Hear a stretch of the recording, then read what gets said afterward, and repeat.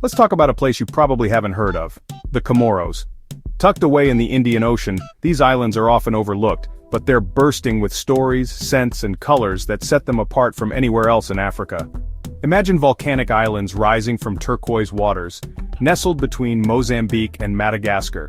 Here the air is thick with the fragrance of ylang-ylang, vanilla and cloves, spices and flowers that have shaped the island's identity for centuries. The lush plantations and wild landscapes make Comoros a sensory paradise. But Comoros isn't just a tropical paradise, it's a crossroads of cultures where every street and market buzzes with a blend of languages, traditions and faces. The islands are alive with music, laughter and the hum of daily life, all shaped by a unique history. Here, Africa and Arabia didn't just meet, they blended, creating something entirely new. Generations of travelers, traders and settlers from across the Indian Ocean have left their mark, weaving together customs and beliefs into a vibrant tapestry. The islands are a living fusion, visible in the people, the language and the food. You'll taste it in every meal, hear it in every conversation and see it in every smile.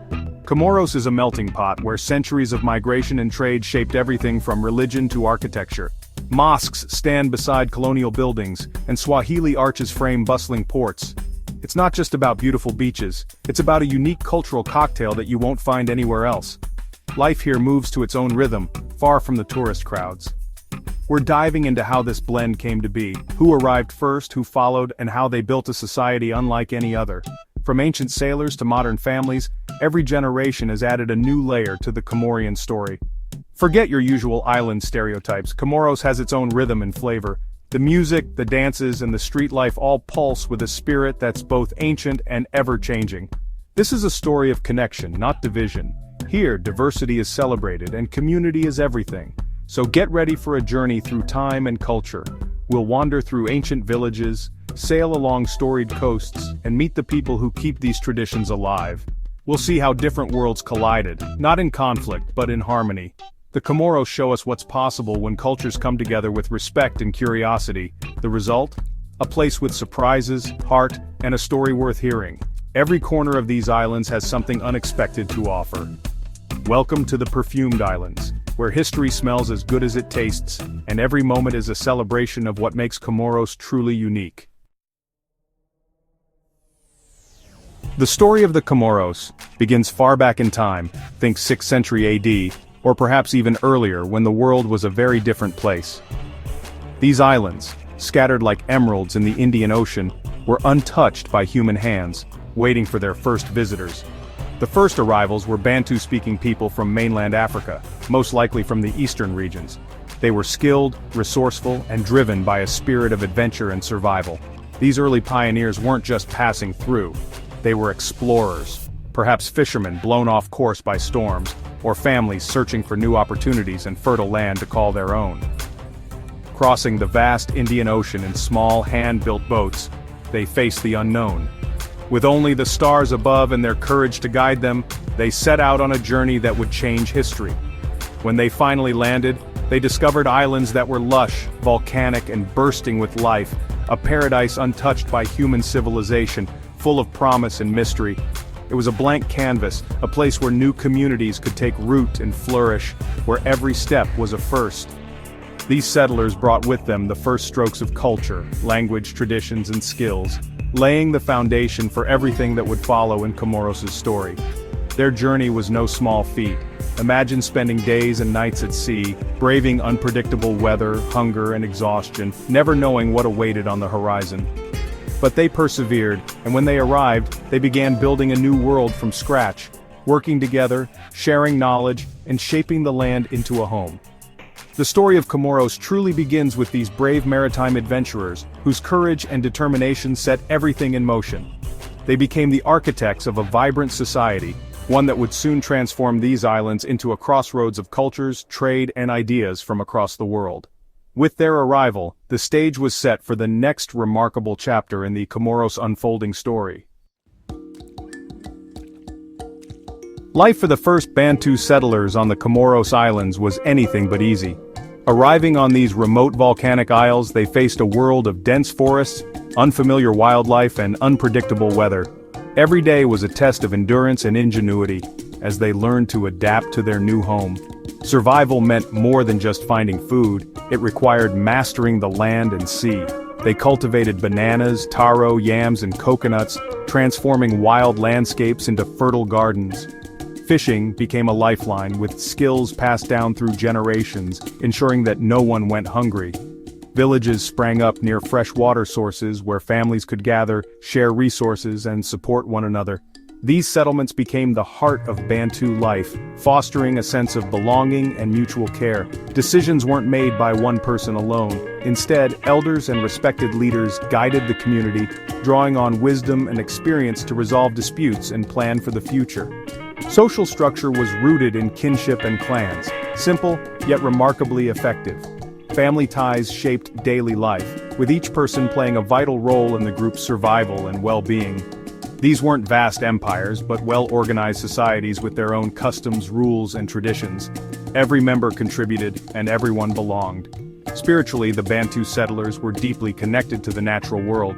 They practiced animist beliefs, honoring the spirits of the land and their ancestors, seeking guidance and protection through rituals and ceremonies.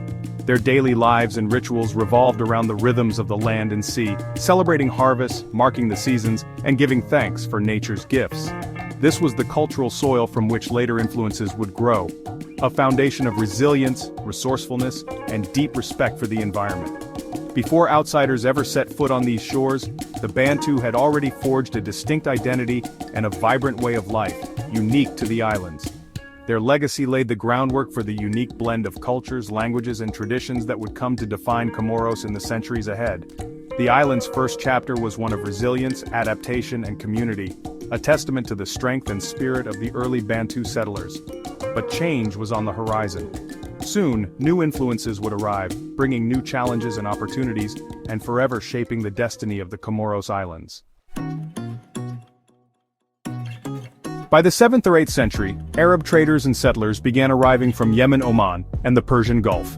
They came for trade, ivory timber, and sadly slaves, but some stayed, bringing new skills, goods, and Islam. This wasn't an invasion but a gradual integration. New neighbors moving in, not conquerors. Arab influence brought pottery cloth, metal tools, and new architectural styles. Intermarriage with the Bantu population sparked a true cultural fusion. The island's social and cultural landscape began to shift, blending African and Arab elements. The Comoros were on their way to becoming something entirely unique. With Bantu and Arab communities living side by side, a cultural mashup took off. The language, Shikomori, is Bantu at its core but rich with Arabic vocabulary, a true linguistic blend. Islam became the dominant religion, but it mixed with older African beliefs, creating a unique spiritual landscape. Food became a fusion too. Rice, spices, and citrus from Arabia met local staples like bananas and seafood. The result? Dishes bursting with flavor, spiced rice, coconut curries, and fresh fish. Architecture evolved, with coral stone houses and Arab-style courtyards. Dress and social customs blended too. Robes, headscarves, and even matrilineal traditions persisted. The islands became a cultural potluck where everyone brought their best. This wasn't just coexistence, it was creative collaboration. The Comoros' identity was forged in this ongoing exchange. Every aspect of life reflected the blend: language, faith, food, and family. The island's true magic was in the mix. Here's some Comorian trivia.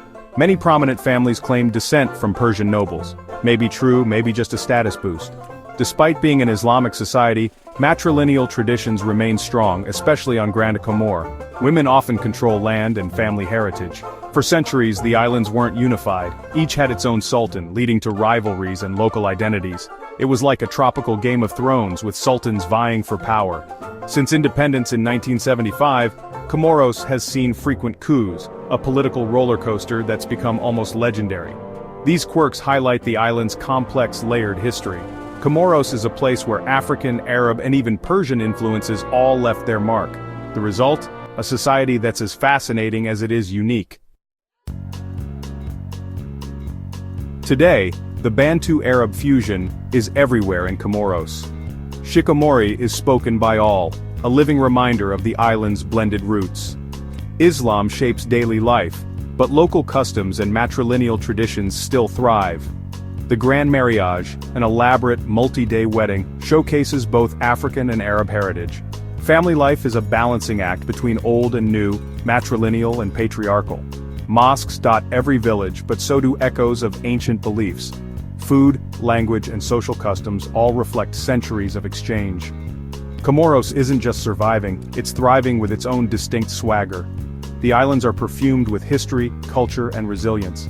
Here, difference isn't a barrier, it's the secret ingredient.